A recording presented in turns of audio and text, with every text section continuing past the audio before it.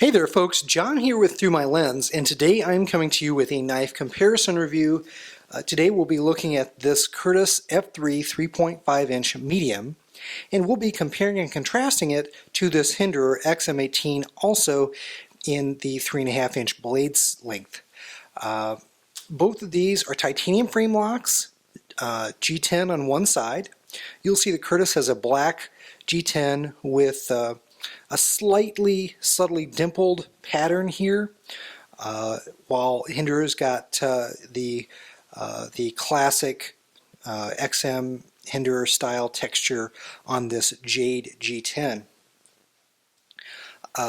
These knives aren't exactly configured identically for a comparison in terms of color and blade type, but I just wanted to get some video footage out here. The real nitty-gritty details and specifications for this comparative review can be found on my website, Through My Lens, and you'll find a link to the actual article that's on Through My Lens in the description box of this video. So if you haven't already, please click on the link, go read the written photo review, lots of great photos and lots of great details. I'm going to try to hit the high points, and I'm going to try to do it real quick. I don't want to make this a real long video if at all possible, and apologies if it is a little long, but there's a lot to go over. So, okay, a lot of people would say these are very comparable knives. In some respects they are. They kind of compete in the same marketplace. A lot of people who like titanium frame locks, they're real popular and hot right now. A lot of people who are after a good tactical knife, would probably consider one or the other. I would contend that they're designed a little bit differently, with some slight, very subtle preferences toward specific uses that may make one or the other better for you. Not necessarily a better knife, but better for you, depending on what you're looking for in a knife. Now, the Hinderer is designed much more toward a fighting defensive tool. It's designed by Hinderer to be useful to military, law enforcement, as well as the first responder community. And you can tell that in the ergonomics. It's got a longer handle, and the contouring of the handle are a little bit different than the Curtis F3, and it's a really, really good knife. If I ever had to defend myself with a knife, God forbid, I'd probably wish I had an XM-18. It would probably be my first choice. Great jimping along the spine top here, and the ergonomics are just really nice for a knife to be used in a defensive purpose.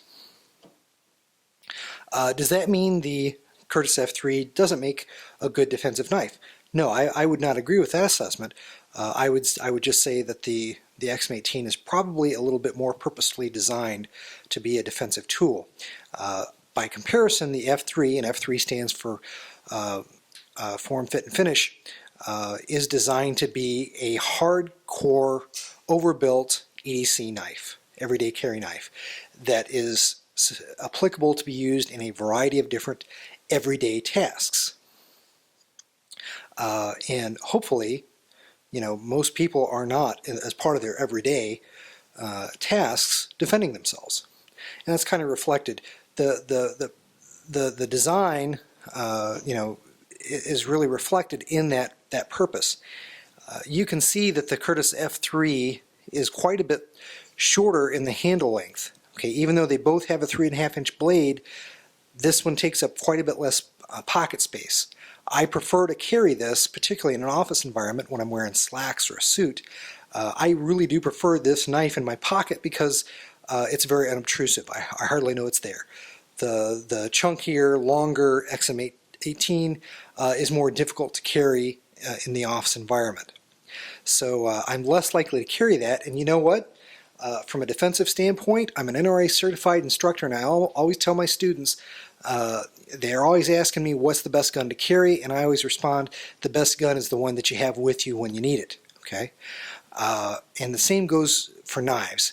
If I buy this knife and only have this knife, and it's thick, it's chunky, it's heavy, and I don't like carrying it, and then I don't have it with me when I need it, it doesn't help me, even though it may be a more purposely built and designed fighting knife. Whereas the Curtis F3 is real easy to carry. There's no obstacles for me not to have this with me, so I'm much more likely to have it with me if I need to defend myself. The ergonomics might not quite be as good. Okay, the way the handle contours to my hands isn't quite as confidence inspiring. The purchase isn't quite as good as the XM-18 from a defensive standpoint, but it's very good. If I had to defend myself with this knife, I could, no question. The jimping along the blade spine here, not quite as good as the XM-18.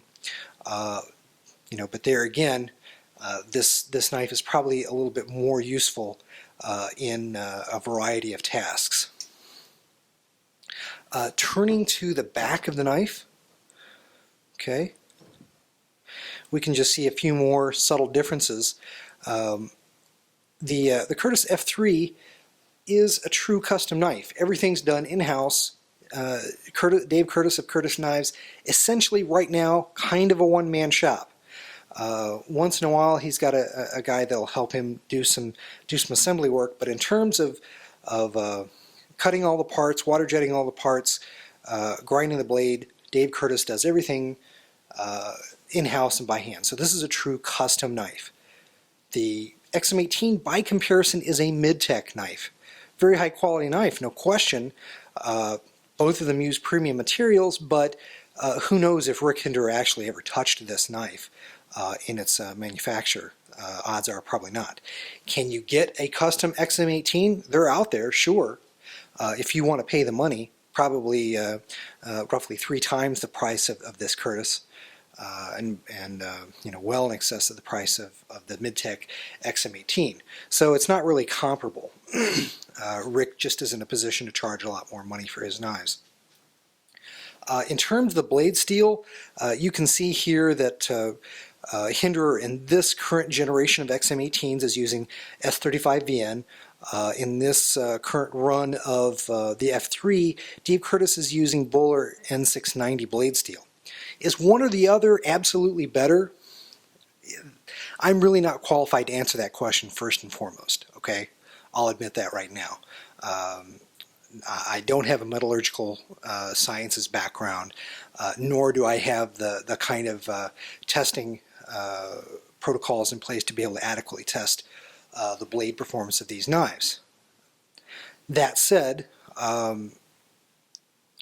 I also feel that you can't wholesale make a statement as to whether or not Böhler N690 is better than S35VN, or S35VN is always going to be better than Böhler N690. Really depends on the knife maker and their heat treat of the blade, because you'll find a lot of variances within the same blade steel between makers, and in terms of the knife blade's performance. What I will say is that both blade steels are super steels, are excellent performers, and are very good choices for each of these knives. I've been very happy with the Böhler N690 that's in the F3. This is not my XM-18. I've owned several in the past. This one's not mine. This was lent to me for doing this review. Thanks, Jesse. Much appreciated. So I can't really comment on the cutting characteristics or sharpening characteristics of this blade either. So, that being said, I don't see a clear advantage based on what I've been able to research on the properties of each knife. They're both excellent blade steel choices. Where you get in a big difference here in the performance of these knives is how they deploy. Both of them are flippers. Of course, the XM-18 also has the optional thumb studs. But the detent in the blade's mechanism is very different. It's very light in the XM-18, so not a lot of force is needed to overcome that detent. Therefore, not a lot of force goes into throwing the knife backwards.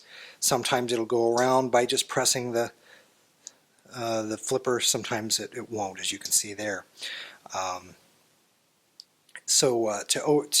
To make sure you adequately and consistently deploy this blade, my recommendation: use a little wrist flip in conjunction with the deployment, and it'll snap out sharply every single time, whether you use the thumb studs or the flipper, and it can be done ambidextrously. Very important consideration for any knife that could be used defensively in my book, because again, as a concealed carry permit holder, I typically carry a knife on my weak side, so I've got an option to go to in case my strong side, where my firearm is, I can't get to my firearm for whatever reason. So both of them can be deployed ambidextrously. It's just that the phosphorus bronze bushings that are in the XM-18 don't provide quite as smooth or as positive of a flipping action as does the famous Curtis F3.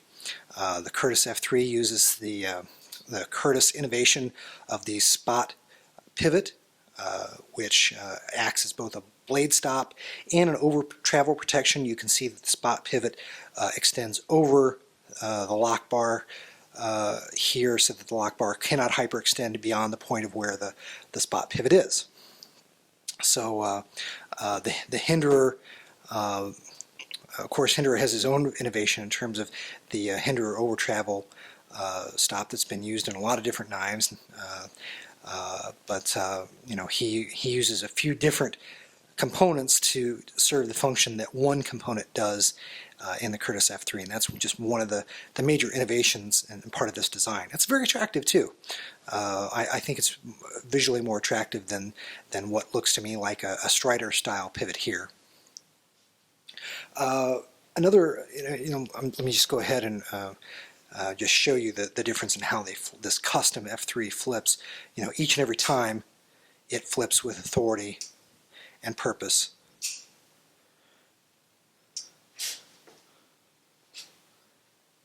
Ambidextrously, no problem.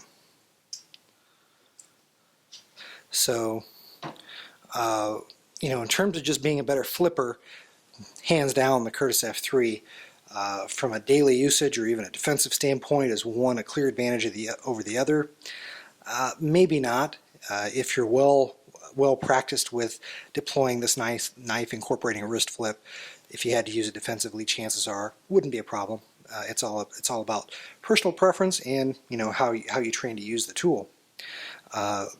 Look at the differences in the pocket clip. They look very similar. Both of these have a stonewash finish on the titanium side, as do the pocket clips. Similar spoon pattern here towards the end of them. But look at the ornate detail that's in this custom F3. The XM-18 by comparison much more plain. Again, that's what you're paying for with the custom. And the Curtis F3 at the factory retail pricing point is a more expensive knife. I think currently the XM-18 is roughly $385. Don't quote me on that. Check Rick Hinderer's website for the current pricing. But I think it's roughly $385 right now. And I know the Curtis F3 is about $550. There's some different options that you can get that can add or subtract about $25 to that price, but you're looking at about $550. Both knives are very difficult to get, particularly the Hinderer. You can't, unless you're military, law enforcement, or first responder, you can't get this directly from Rick Hinderer at the Hinderer retail price. Whereas, when Dave Curtis does from time to time open his books and take orders, you can call him all day long and order the F3. So a little bit difference in the business model of the two companies. Realistically, if you do try to acquire an XM-18, you're going to be paying dealer prices or secondary market prices, and that's going to drive the price up to about an equivalent level of the Curtis F3. And I got to tell you, at the $550 mark, hands down, Curtis F3 all day long, much higher quality knife. Okay, for my particular purposes, the subtle advantages that this knife has in a defensive role are greatly offset by literally the form, fit, and function advantages that this custom knife brings, the innovation that Curtis has designed into the knife, and just, you know, how better of an operating knife that this is for my particular preferences. Okay, let me be clear. I'm not making a definitive statement that the XM-18 is a better knife than the Curtis F3. Depending on your purposes, this might be the better knife for you. What I'm saying is, for me, and my criteria and my personal preferences, the Curtis F3 is a better knife for me. If you find yourself with similar needs and similar preferences, you'll probably want to choose the Curtis F3 as well.